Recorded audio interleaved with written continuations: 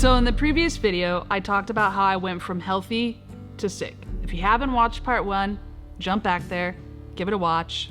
But as my journey progressed, I really had found myself on the doorsteps of medical institutions that were renowned for their expertise. This is the Mayo Clinic, this is the Cleveland Clinic. Hope really had flickered within me as I was able to go to these establishments seeking answers, but only to be met with the stark realization my condition was deteriorating, and the road ahead of me was very uncertain.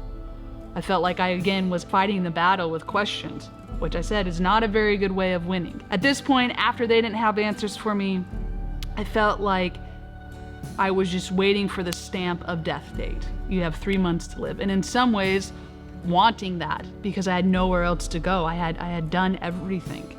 With each passing day, mundane tasks just became these monumental challenges. Nobody, not a single person, could tell me how one day I seamlessly was healthy as possible and the next day I was practically immobile.